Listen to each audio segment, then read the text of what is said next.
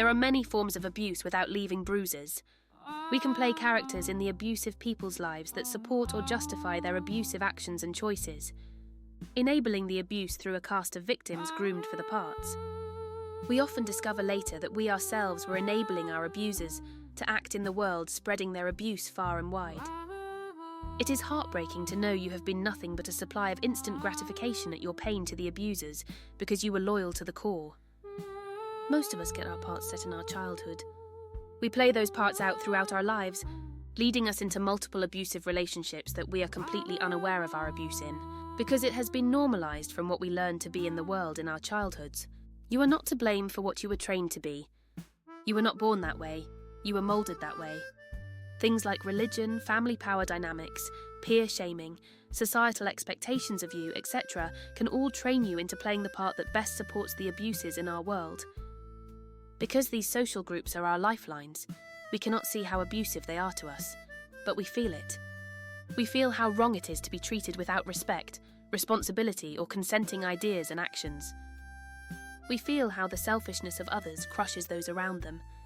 We may not be able to pinpoint the cause or explain it, but we always feel it deeply within ourselves. When we start to see it clearly, we tell ourselves that cannot be right, or we find a monster to blame like demons.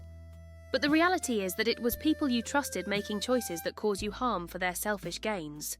Because they are what we have built our self-identity on, our worlds get turned upside down, as we find the areas of our foundations of self were built on lies of the abuse. These stories are to bring the awareness necessary to find the purple words for yourself in your lived experience. If you have been a victim of abuse that you have no clue existed in your life, it is confusing to sort out what is real about the world again, so we can rebuild on foundations of truth and reality. Today's story is about a form of neglect that is common in many people's childhoods. My fairly all-American childhood prior to my parents divorcing seemed like a fairy tale of nostalgic good that was absent from my adult life, until I examined it more closely. Dad worked for CSX as a lineman, placing tie butts on the train tracks throughout the state. He would be gone most of the week, and my mum was left home alone in her 20s, caring for 3 young children alone. She never got a break from caring for us all until Dad was home, and often he wasn't there for her like she needed when he was home. There was plenty of love to share around for us all in those days, which is why I falsely saw it as a time of greatness, not the mess of confusion and dysfunction it was in actuality. I was a very aware person as a child of everyone else's emotional states. I could see my sister feeling she was not being seen enough, my little brother missing his daddy, my mum feeling lost and overwhelmed. I loved them all so much I did everything I could to help them heal from those hurts or find solutions to correct them. I remember being 3, my brother was in diapers and my sister was just starting school. Dad was building an addition to the house on his days off, making Mum's need for her time get reduced even further. I saw the stress in my parents, that feeling that they were failing, yet their needs were not being met either, snowballing into larger problems. Dad started drinking more, and Mum started getting angrier all the time. My sister became the golden child. My brother became the one sitting in the shadows until he was wanted.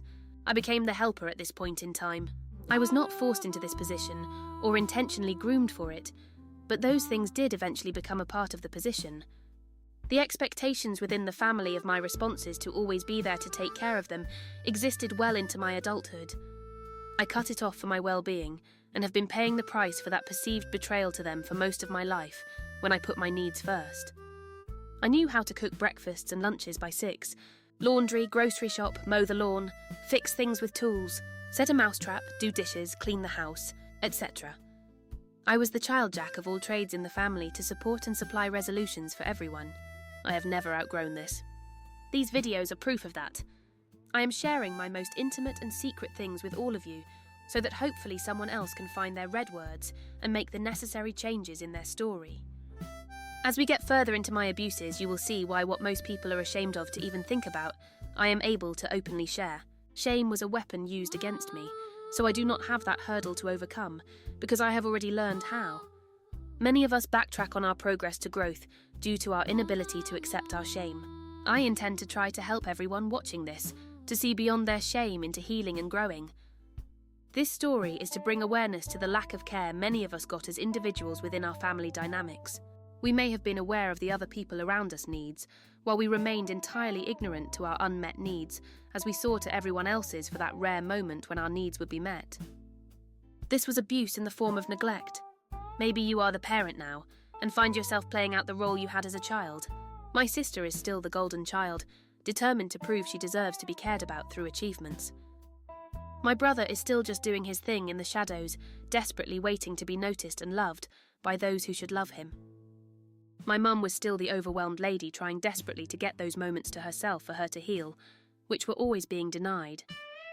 I am excited to share in my story that Mum is finally getting that opportunity, and she is killing it at growing and healing. I am so happy for her finally finding her red words, and proud as I can be that she is changing her story into the edited purple story as she is living her 70s out. They are not healthy for me to be around often, but my love for them still makes my heart burst. Dad died without getting to change many of his red words. His service in Vietnam and genuine Purple Hearts made it very difficult for him to see beyond the red words. He was abused nearly every day in his childhood too. He and I got to talk about it on the 4-hour rides to and from his cancer doctors that last year of his life. He still found joy in everything he could his entire life. He was a rouge in many ways, but I am very proud of him for surviving what he did. Not a single one of us was untouched by the red words. Not a single person alive has ever been. When human needs are not met, this is abuse. We have a government that protects the individual right to profit, hand down inheritance and protect the reputations of the profiting. We do not have laws designed to protect, nurture or maintain the health of those people though, unless there is something for someone to profit off of from it. Abuse through neglect, intentionally written that way because of red words. Let's start taking back our stories. Let's start making them full of purple words, correcting our assumptions about reality, so we can all start living on solid foundations of truth.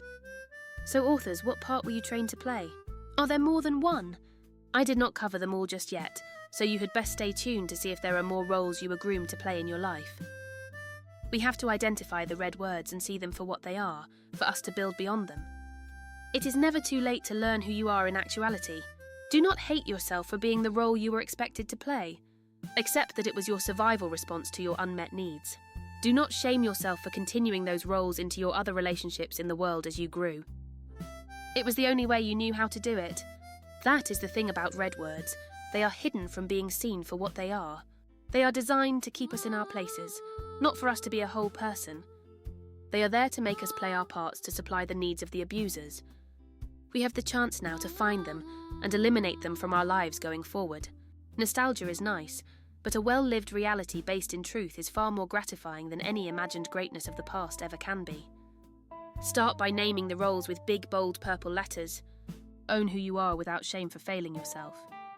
You did nothing wrong when you did exactly as you were trained to do. Now is the time to take control back in defining yourself outside of the expectations of others. You are entirely worth it. All my best wishes to you authors. Editing can be tedious work, but it always pays off at the end.